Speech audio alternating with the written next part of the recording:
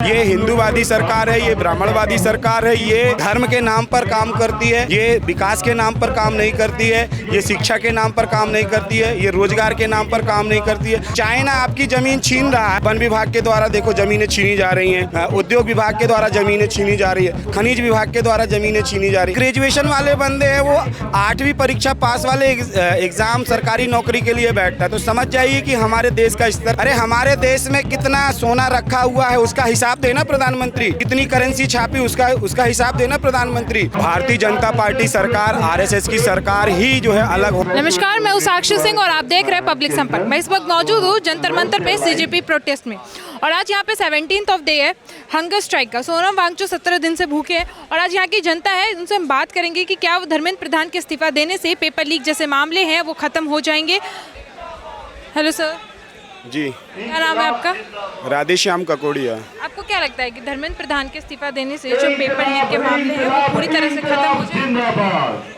देखिए, जिसके समय में भ्रष्टाचार हुआ है उसको इस्तीफा देना चाहिए। आने वाले समय में कोई और भ्रष्टाचार करेगा तो उसके खिलाफ भी इसी तरीके से प्रोटेक्ट होना चाहिए। हम किसी एक व्यक्तिवाद में नहीं हैं, हमें किसी व्यक्ति के विरोध में नहीं है, हम सिस्टम के विरोध में हैं। यदि सिस्टम में बैठा हुआ व्यक्ति के समय में यदि घोटाला होता है, भ्रष्टाचार होता है तो उसको इस्तीफा देना चाहिए, और फिर से उसी सिस्टम में कोई भी आएगा जो भी भ्रष्टाचार करेगा तो उसका भी जो है इस्तीफा की मांग हम करेंगे। और भारत देश में सबसे पहला तो जो है ये भारतीय जनता पार्टी सरकार, आरएसएस की सरकार ही जो है अलग होना चाहिए, क्योंकि ये हिंदूवादी सरकार है, ये ब्राह्मणवादी सरकार है, ये धर्मनिरपेक्ष, पंथ निरपेक्ष, संविधान विरोधी सरकार है। ऐसी सरकार को सत्ता पर नहीं होना चाहिए। ये ईवीएम से वोट चोरी करके बनी हुई सरकार है। ऐसी सरकारों के जितने भी भ्रष्ट मंत्री हैं और ऐसी सरकार के विधायक, सांसद हैं, इन सब का इस्तीफे की मांग करनी चाहिए। मतलब आपको लग रहा है कि जो बीजेपी की सरकार है, क्योंकि बीजेपी की सरकार में ज़्यादातर आ रहा है कि पेपर लीक जैसे मुद्दे हो रहे हैं और भी हो रहा है कि इनमें रोजगार नहीं मिल रहा युवाओं को। जो हमारे चीफ जस्टिस थे उन्होंने युवाओं को कॉकरोच बोल दिया। देखिए, ये तो अभी तो नीट की बात चल रही है। अभी आप जाएंगे तहसील में देखेंगे आप, जो स्टाम्प पेपर होता था, जो आप पेपर देने जा रहे हैं या फिर आप गैप हो गया 1 साल का, तो आप शपथ पत्र देंगे तो शपथ पत्र 50 रुपये के स्टाम्प पेपर में शपथ पत्र हो जाता था, लेकिन आज उसी स्टाम्प को जो है 200 रुपये देना पड़ेगा। मतलब आपके खर्चे दिनों दिन बढ़े जा रहे हैं। सरकारी संस्थाओं को बेचकर जो है प्राइवेट संस्थाओं को खड़ा किया जा रहा है। शिक्षा की चोरी की जा रही, शिक्षा का व्यापारीकरण किया जा रहा है। स्वास्थ्य की चोरी की जा रही, स्वास्थ्य का व्यापारीकरण किया जा रहा है। तो ये जो है सरकार है, ये पूंजीपति सरकार है, पूंजीवादी सरकार है, फांसीवादी सरकार है। ऐसी सरकार भारत देश में नहीं चाहिए, क्योंकि ये जो है धर्म के नाम पर काम करती है, ये विकास के नाम पर काम नहीं करती है, ये शिक्षा के नाम पर काम नहीं करती है, ये रोजगार के नाम पर काम नहीं करती है, ये महंगाई को कम करने के लिए काम नहीं करती है। तो ये जो सरकार है, ऐसी सरकार को सत्ता से दूर हो रहना चाहिए। जैसे जब पेपर का टाइम आता है, जो नरेंद्र मोदी शिक्षा पे बात करते हैं, तो आपको क्या लगता है वो सब बस झूठ ऐसे दिखावे के? भ्रष्टाचार देखिए इतना ज़्यादा है। यदि आज जो है एक सफाई कर्मचारी का यदि एग्ज़ाम निकालती है तो उस पर MBBS किया हुआ बंदा जो है अप्लाई करता है, MBA किया हुआ बंदा अप्लाई करता है, BE किया हुआ बंदा अप्लाई करता है, BA, BSc, BCom, ये जो ग्रेजुएशन वाले बंदे हैं वो 8वीं परीक्षा पास वाले एग्ज़ाम सरकारी नौकरी के लिए बैठता है। तो समझ जाइए कि हमारे देश का स्तर क्या है, किस चरण में है। दूसरा चीज़ है कि जैसे कोई एग्ज़ाम होगा तो मान के चलिए आपका सेंटर, जैसे नीट के एग्ज़ाम की बात है, तो आप इस शहर के हैं तो आपका सेंटर इसी शहर में होना चाहिए, लेकिन आपको कहाँ भेजेगा?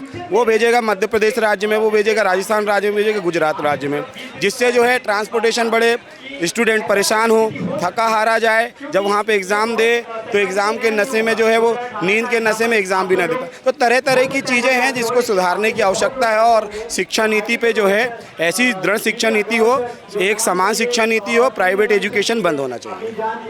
लेकिन बीजेपी की सरकार में ये भी बार बार आती है पेपर लीक बहुत हो रहा है, आपको क्या लग रहा है, सच बात है?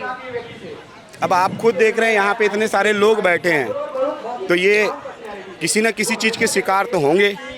कोई भी पागल किसी पागल कुत्ते ने किसी को काटा नहीं है कि अपना समय दे, पैसा दे और यहाँ पे बैठे। ये आप प्रोटेस्ट करें, प्रोटेस्ट करने के लिए कोई वजह होती है। तो वजह क्या है? आपका भ्रष्टाचार। वजह क्या है? आपकी काम चोरी। अब जैसे 8 बजेगा तो माननीय प्रधानमंत्री मोदी का ऐलान हो जाएगा कि लॉकडाउन। जैसे रात के 8 बजते हैं तो उनका जो है सिक्स सेंस जाग जाता है, बोलते हैं कि मुद्रा बंद। अरे हमारे देश में कितना सोना रखा हुआ है उसका हिसाब देना प्रधानमंत्री। कितनी करेंसी छापी उसका हिसाब देना प्रधानमंत्री। कितने स्टाम्प पेपर में जो है आपने घोटाला किया है उसका हिसाब देना। कितनी सरकारी ज़मीनों को, कितनी जो है लोगों के आवास की ज़मीन को वन विभाग के द्वारा देखो ज़मीनें छीनी जा रही हैं, उद्योग विभाग के द्वारा ज़मीनें छीनी जा रही है, खनिज विभाग के द्वारा ज़मीनें छीनी जा रही। जब हमारे पास ज़मीन ही नहीं रहेगी तो हम रहेंगे कहाँ पे? फिर इसके बाद में चाइना आपकी ज़मीन छीन रहा है, उसको तो रोक नहीं सकते हो आप, तो फिर क्या बात करेंगे आप? हम किस मुद्दे पे बात करें इनसे? तो किसी तरीके का बात करने का तो किसी चीज़ को समझ में आता ही नहीं है। हर तरीके से भारतीय जनता पार्टी सरकार जो है आरएसएस के इशारों पे चलने वाली सरकार है। ये धर्म के नाम पर बनने वाली सरकार है। राम मंदिर पर चोरी हुई, आज तक ये सरकार में किसी मंत्री ने बोला नहीं। तो फिर हम किससे उम्मीद रखें? किसान परेशान हैं, महिलाएं परेशान हैं। लाडली बहना योजना, हमारे मध्य प्रदेश में लाडली बहना योजना चलती है। आपने मनरेगा का स्कीम खत्म कर दिया लाडली बहना योजना को पैसा देने के लिए। तो पैसा क्या इनके बाप के घर का है क्या? ये पैसा देश की जनता का पैसा है। ये पैसा हमारी मेहनत का पैसा है। हम जो टैक्स देते हैं, इसीलिए टैक्स देते हैं कि हमारे बच्चों को सुविधा मिले पढ़ाई में, हमारे बच्चों को रोजगार के क्षेत्र में सुविधा मिले। हर एक चीज़ को बेचना, हर एक चीज़ को जो है प्राइवेट हाथों में देना, तो ये अडानी अंबानी की सरकार है, ये ईवीएम की सरकार है, हमारे लिए कोई काम करने वाली नहीं है। इससे आशाएं उम्मीदें रखना बिल्कुल व्यर्थ है। हमको यदि करना ही है तो एक ही काम करना चाहिए। जब 5 साल में एक बार चुनाव का समय आता है, चुनाव का सीज़न आता है, तो उस समय में जो है हमें एकजुट होकर जो है ईवीएम से नहीं बैलेट पेपर से चुनाव कराने के लिए अग्रसर होना चाहिए। तब जाके, जब तक सत्ता में परिवर्तन नहीं होगा तब तक हम रोड में, धरना में, प्रदर्शन में तमाम तरह बैठे रहेंगे, कुछ होने जाने वाला नहीं है।